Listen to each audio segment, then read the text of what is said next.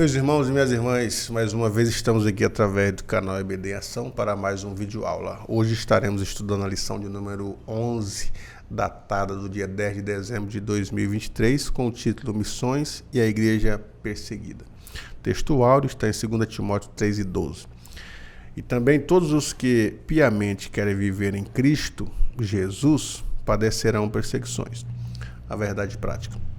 Precisamos aprender com os cristãos perseguidos aspectos da fé cristã que só eles conhecem devido à natureza da opressão que eles experimentam. E para iniciar a nossa videoaula de hoje, nós vamos falar sobre as missões e a perseguição de muitos cristãos em campos de batalha e também da perseguição religiosa. A lição começa dizendo que são mais de 360 milhões de cristãos no mundo que são perseguidos, seja uma perseguição religiosa por questões da religiosidade, pela política, pela cultura. E a perseguição, então, é uma realidade ainda nos dias de hoje, não ficou atrelada apenas ao passado. Para debater essa lição, está conosco aqui o professor Romão Wesley Rodolfo. Pai do Senhor, irmão Wesley. Pai do Senhor, pastor Gesiel, a paz do Senhor, assinantes do canal EBD em Ação, todos os professores, Deus em Cristo continue abençoando e que mais uma vez tenhamos uma aula produtiva nessa semana.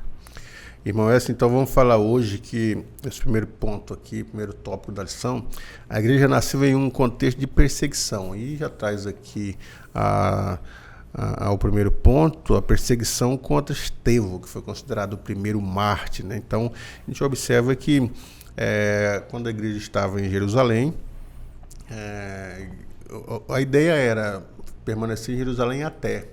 Então, tinha um tempo, mas eles passaram desse tempo, não foram para Samaria, para a Judéia, para os confins da terra. Então, por isso, alguns estudiosos não acreditam que foi necessário vir uma perseguição para que esses cristãos saíssem do ambiente ali que eles estavam, né, de refúgio, e fossem para outras localidades da qual era a intenção de Jesus. Então, o primeiro que foi perseguido foi Estevão. Então, Estevão foi vítima de mentiras, de suborno, de falsas testemunhas. Uma multidão enfurecida apedrejavam ele enquanto ele pregava o evangelho, inclusive um grande conhecedor, né, que ele vai expor nas escrituras do Antigo Testamento com maestria, né? Sim, evidentemente. E quando a gente até volta um pouquinho ainda antes de Estevão, nós vamos ver que a igreja e o próprio cristianismo, o próprio Cristo, ele sempre enfrentou esse contexto de oposição e de perseguição, por assim dizer. Nós percebemos, por exemplo, que durante o ministério terreno de Jesus, ele sempre esteve envolvido em uma questão de perseguição, principalmente por meio dos religiosos. Quando nós observamos, por exemplo, a própria declaração de Jesus, quando ele disse que, para aquela declaração para Pedro, tu és Pedro, e sobre esta pedra eu edificarei a minha igreja, apesar de todas as questões teológicas que tem sobre essa declaração e o que se refere à pedra, o que é inegável que com essa declaração Jesus disse pelo menos 3 coisas. A primeira é que Cristo teria uma igreja neste mundo, isso é fato. A segunda é que a mesma igreja sofreria intensa perseguição e oposição até do reino das trevas. E terceiro é que mesmo essa oposição, sendo até espiritual, vindo do reino das trevas e do diabo, a igreja se manteria, ou seja, as portas do inferno não prevaleceriam contra ela. Então percebemos que a igreja, sim, ela nasce num contexto de perseguição. Quando nós vamos para Atos dos Apóstolos, nós vamos ver que os discípulos, muito embora cheios do Espírito Santo, eles foram também envolvidos em contextos de perseguição. Nós vamos ver Pedro, João sendo presos, nós vamos ver Pedro e Tiago também sendo presos e Tiago sendo morto ao fio da espada. E aí nós temos, né, o caso de Estevão, que o comentarista pastor Wagner Gabi muito bem colocou aqui no primeiro tópico. dizendo que ele, né, ele foi perseguido e até morto por ser o primeiro mártir. Mas o ponto aqui é, a igreja nasce sim num contexto de perseguição. E por que há tanta perseguição com relação aos cristãos? Primeiro, porque o cristão, ele é aquele que vai viver na contramão do mundo e até denunciando o pecado e trazendo mensagens de confrontação. Por si só, isso gera perseguição. E é por isso que a igreja ela é perseguida. Jesus disse, por exemplo, se o mundo me odiou, ele também vai odiar a vocês. E se nós somos cristãos, nós não teremos o apreço, a afetividade do mundo, mas o ódio do mundo. E por isso seremos, então, perseguidos. Exatamente. E logo após essa perseguição de Estevão, também a perseguição passou a todos os cristãos. Então a gente percebe que a igreja de Jerusalém foram se refugiar em Samaria, na Judaía, e à medida que eles iam buscando refúgios, eles iam pregando o evangelho a toda criatura, de tal forma que eles, durante a perseguição que estava acontecendo, deu origem à igreja de Cristo em outras localidades. Então a gente vê que a igreja nasce nesse contexto aí também, ou dá prosseguimento à sua existência no contexto de perseguição, e ela vem de Jerusalém e vai para a primeira igreja gentílica sobre esta perseguição. Diferente, e isso não é diferente do século XXI, que a gente tem notícias aí através de sites, que muitos cristãos também estão sendo perseguidos, estão sendo mortos, seja perseguição política, perseguição religiosa, mas isso está acontecendo nessa atualidade, né? Como a informação aí de 360 milhões de cristãos no mundo sofrem, né, algum tipo de perseguição. Exatamente. A igreja, ela foi perseguida, ela foi dispersada, né, melhor dizendo, conforme o segundo ponto aí do primeiro tópico. Com a morte de Estevão, a perseguição ela ficou um pouco mais intensa, a ponto dos discípulos terem que se dispersar. Há quem diga que essa dispersão ela foi inclusive planejada por Deus. Uhum. Por quê? Porque com isso os apóstolos foram cada um para uma região, né, a fim de pregar o evangelho nessa dispersão, e era uma forma de expandir para o mundo a mensagem de salvação através do evangelho. Porém, nós não podemos deixar de considerar a responsabilidade humana nessa questão da perseguição. A igreja ela passou a ser perseguida quando a gente vai um pouco mais avante. Por exemplo, nós vamos ver o primeiro imperador romano, que aí passou a se ter uma perseguição oficial através de Nero, que colocou culpa nos cristãos, dizendo que os cristãos que colocaram fogo em Roma, e nesse incêndio que houve lá, historicamente falando, né, foram queimados mais de 10 bairros em Roma, e aí Nero colocou a culpa nos cristãos, para que então eles fossem não só perseguidos severamente, mas até odiados pelo próprio povo romano. E aí nós vemos quão grandes perseguições os cristãos sofreram, né? Como eles foram mortos, por exemplo, as grandes arenas onde eles eram lançados para lutar com animais ferozes e coisas e atrocidades que nós vemos ao longo da história que aconteceu com o povo da fé, o povo de Cristo. Porém, mais uma vez nós ressaltamos, essa perseguição ela já havia sido predita por Jesus. E alguém pode perguntar, e por que Deus não livrou essas pessoas? Porque ele mesmo disse que nesse contexto de perseguição, qualquer um que atentasse contra a vida de um cristão estaria fazendo, na verdade, um serviço para Deus. Ou seja, Deus ele se importa muito mais com a eternidade, a nossa vida que teremos com Ele no céu, do que com o próprio com a nossa vida aqui na terra e como a nossa carne será aqui desfeita. Importa que estejamos em comunhão com Ele, para que então estejamos para sempre com Ele um dia, conforme Ele mesmo prometeu. E nesse terceiro ponto aqui do primeiro tópico, a perseguição cristã é uma realidade. De uma forma geral, eles conceituam a perseguição como um ato de assediar, de oprimir, dificultar, de negar os direitos fundamentais de ir, de vir, de torturar, de executar pessoas, e a base sempre vai ser a base étnica, em questão de raças, políticas e também a religiosidade faz com que as pessoas sejam perseguidas. E muitos desses cristãos hoje, na atualidade, conforme o site Portas Abertas, são torturados e são presos. Existem muitos cristãos que estão presos e outros mortos também em alguns países. São diversos países que nós vamos tratar, então, dessa perseguição na atualidade a partir do segundo tópico da nossa lição,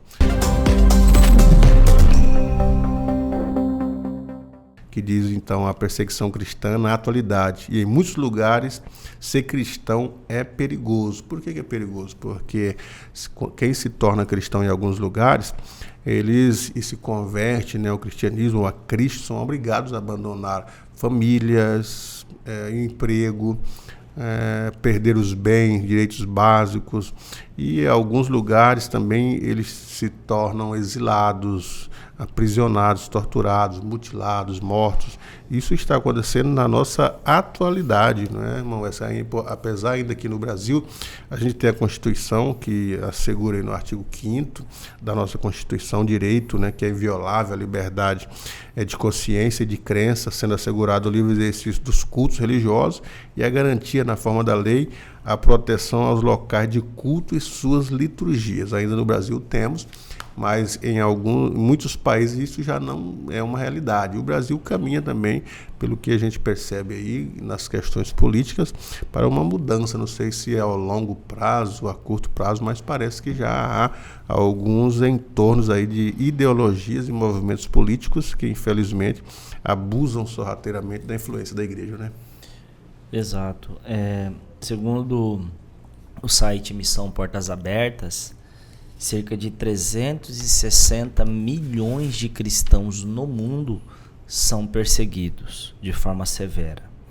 E a perseguição faz com que esses cristãos eles sejam objetos de discriminação em alguns lugares, em outros presos, em outros torturados e mortos. E suas igrejas e casas são queimadas e suas carreiras são arruinadas. Crianças são tomadas dos pais, enfim, é um verdadeiro campo de sangue em muitos lugares para ser cristão.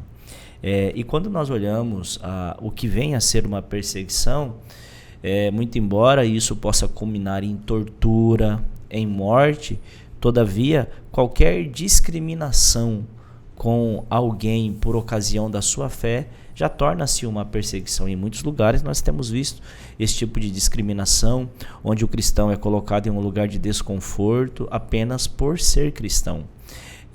Quando, por exemplo, não se concorda ou querem calar a voz de alguém só por ser cristão e por usar pressupostos cristãos, isso é uma maneira de discriminar a pessoa e torna-se uma perseguição. No Brasil nós temos sim leis que amparam a liberdade religiosa e de culto. Portanto, nós não temos aqui uma perseguição oficial. Porém, isso não indica que nós não tenhamos uma perseguição ideológica, que nós não tenhamos uma perseguição aí através dos nossos costumes e crenças, né?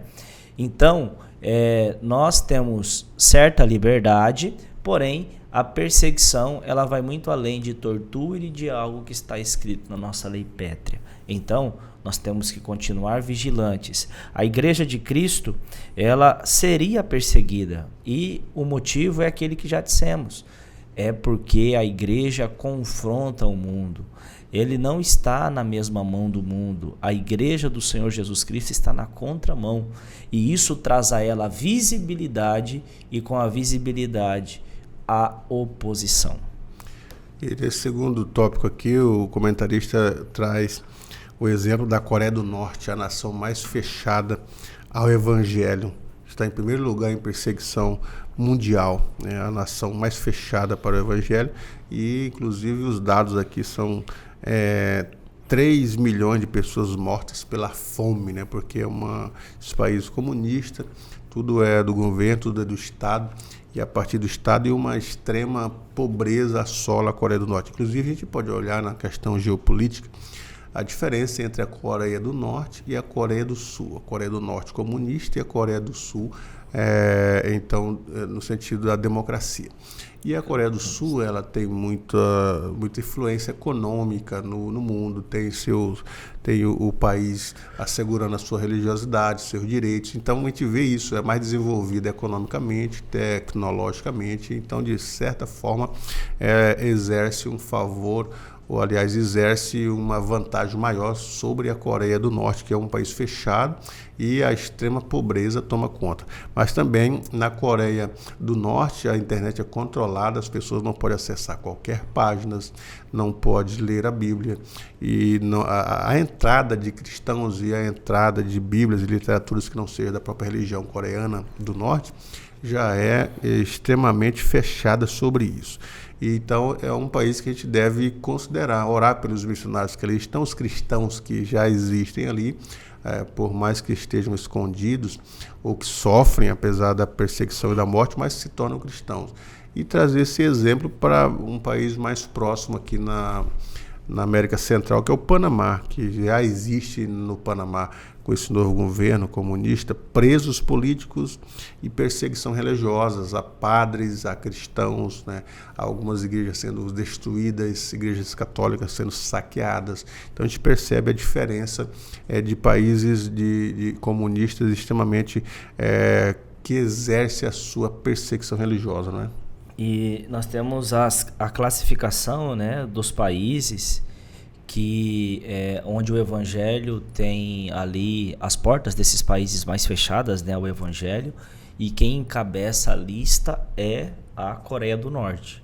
A Coreia do Norte é um país muito fechado ao evangelho, não só ao evangelho, mas a qualquer outra religião. É um país onde as pessoas vivem em extremas dificuldades. O imperador, né, o rei, o ditador lá é muito rico, porém a população é muito pobre. Como o comentarista citou aqui na lição, muita gente, né, sofre com a fome lá naquele país. Entre outras dificuldades, existe também essa barreira. E nós temos aqui na América do Sul um país que também está na lista dos 50 países que mais perseguem a Igreja de Cristo. Está a Colômbia, por exemplo.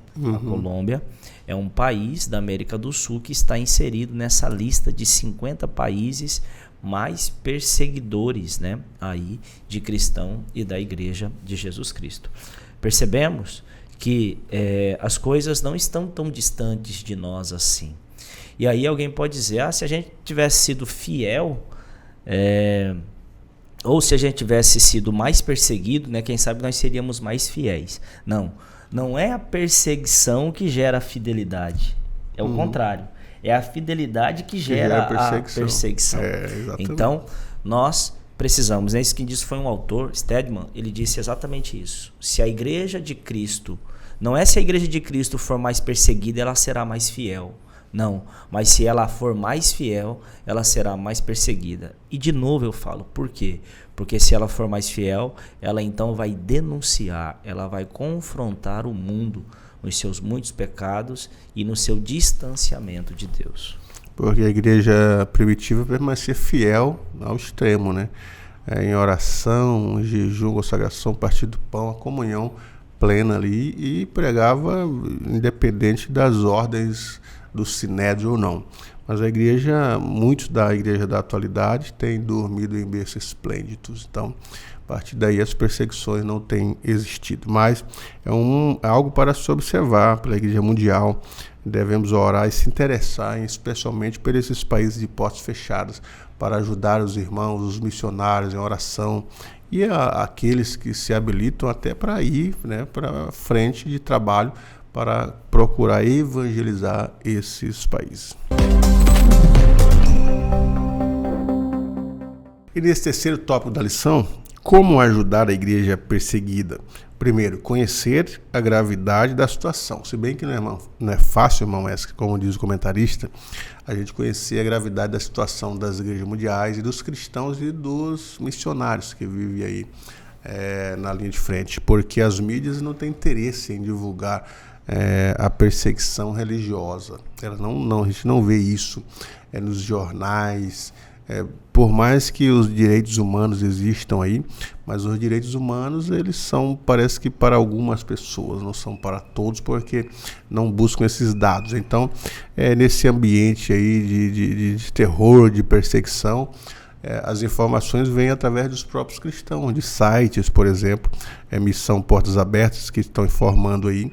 A gente não vê nem na ONU as pessoas fazendo essa proclamação por cristãos que estão sendo perseguidos, que é um direito inviolável à religiosidade. A gente não vê nenhum desses órgãos aí que se classificam como direitos humanos, nenhum deles fazendo uma assertiva, denunciando os abusos, a tortura, a matança de cristãos. Mas a gente percebe que há muitas pessoas hoje morrendo por essa perseguição religiosa, né? Perfeito. E a gente tem que conhecer, né, de fato, a gravidade dessa situação. Às vezes nós fechamos os nossos olhos e conseguimos dormir em paz, e às vezes não temos a mínima consciência do que muitos dos nossos irmãos têm sofrido nesses lugares e países onde o Evangelho sofre uma certa opressão. E conhecer a gravidade desse problema é importantíssimo. Que, infelizmente, como o pastor já disse, isso é negligenciado pela alta mídia, né? Pelo alto escalão das nossas mídias, a própria ONU, né? Ela não dá com exatidão esses dados, até porque elas não têm preocupação com perseguição a cristãos, né? Mas existem sites, e um deles é o Missão Portas Abertas, entre outros que estão citados, inclusive na lição, para que a gente possa, então, ali, através de uma pesquisa rápida, 20 minutos, 10 minutos, a gente consegue já ter uma noção do que é que está acontecendo ao redor do mundo no contexto da perseguição aos nossos irmãos cristãos. Então, precisamos conhecer a gravidade dessa situação. E isso não vai ser através de revelação, vai ser através do nosso esforço em pesquisar, em correr atrás, para termos noção desses dados, que não há uma exatidão. Tem perseguição das quais nós nem ficamos sabendo.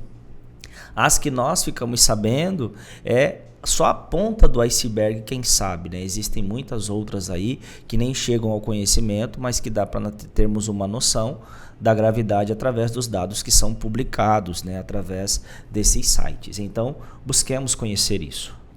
E também através dos missionários que nós temos aí, através das secretarias.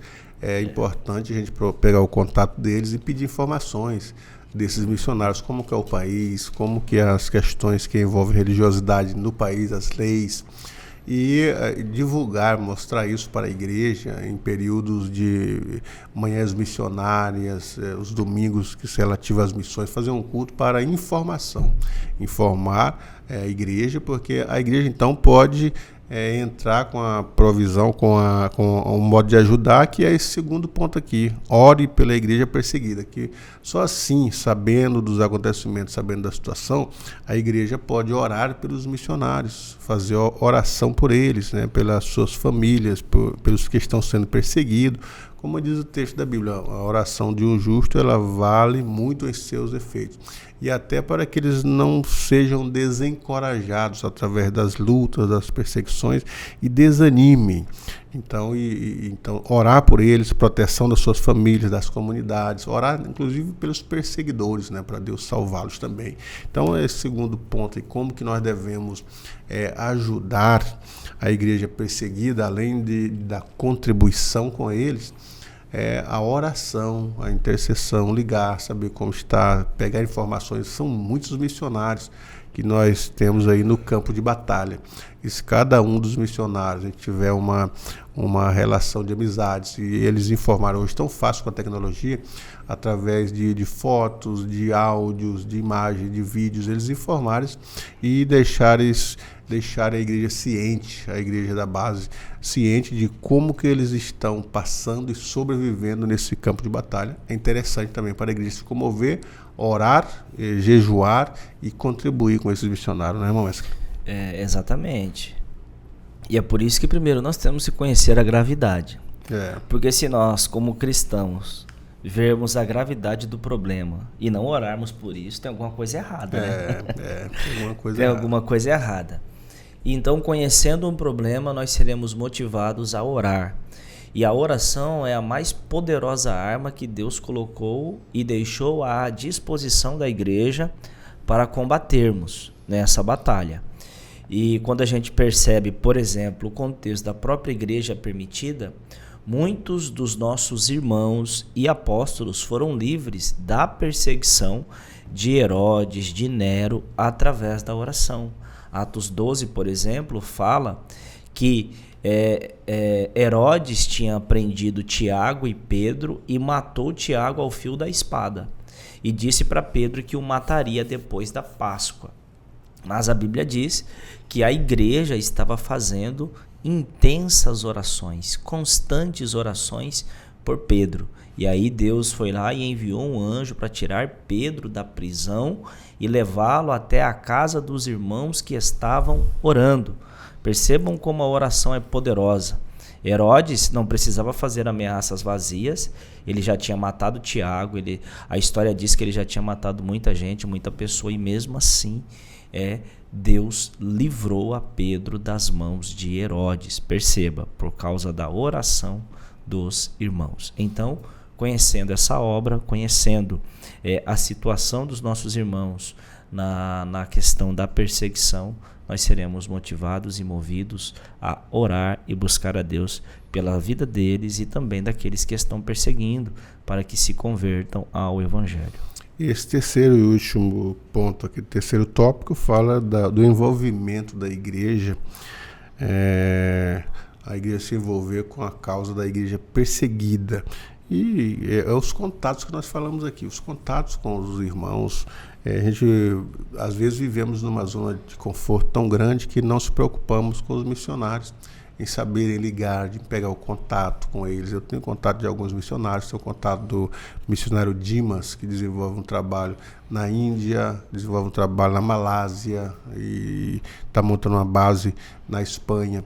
Tenho contato do missionário pastor Sérgio, que está nos Estados Unidos. Então ele quase que diariamente me mantém informado, me mandando vídeos do local de trabalho, os anúncios, né, do que eles estão fazendo, para que a gente possa orar e trazer as informações para a igreja, para que a igreja se compadeça, não viver nessa zona de conforto e esquecendo dos próprios irmãos que às vezes estão passando dificuldades no campo aí de batalha. Porque só o fato do missionário deixar a sua nação, seus familiares, e ir para uma outra nação de cultura diferente, de língua diferente, com políticas diferentes e leis diferentes, já é um sofrimento. Já a saudade, a distância já deixa ele, então, sobre essas questões de pesares. Agora imagina a perseguição, a discriminação de pessoas ali por parte de outras culturas é muito grande. Então,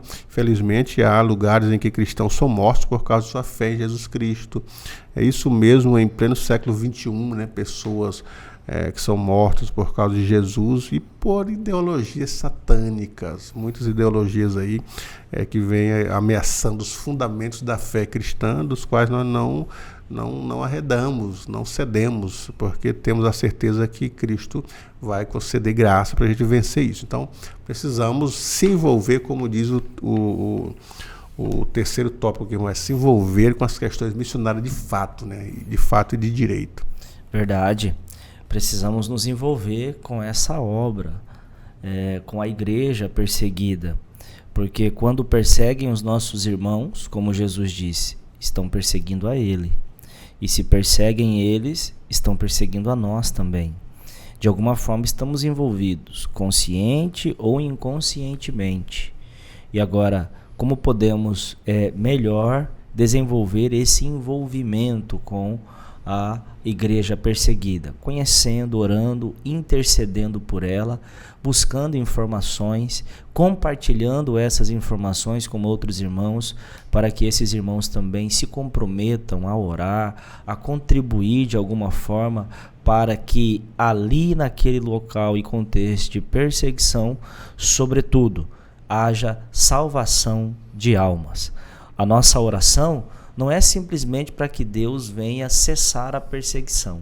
Isso é quase que impossível de acontecer, mas a nossa oração deve ser para que Deus faça com que a semente que está sendo ali plantada e semeada alcance os campos necessários, a fim de que as almas venham a se render aos pés do Senhor Jesus Cristo, através da pregação da palavra e do trabalho desses cristãos que enfrentam tamanha dificuldade para pregar o Evangelho. Então é preciso nos envolvermos, intercedendo, orando, compartilhando informações para que possamos formar um exército de intercessores que oram, que buscam a Deus e que estão dispostos também a se solidarizar com os nossos irmãos que estão nesse campo aí de perseguição extrema. Portanto, professor e professora, já concluindo aqui a nossa videoaula de hoje, nós diremos para você que nesta aula procure trazer dados, informações, entre em contato. Se não tem nenhum missionário que você possa entrar em contato diretamente com ele, vá no site ali, Missão Portas Abertas e Voz dos Mártires, e pegue dados, pegue informações da perseguição que há hoje no mundo contra os cristãos. Então, uma boa aula para você, que Deus continue abençoando cada dia mais o teu ministério. Deus abençoe.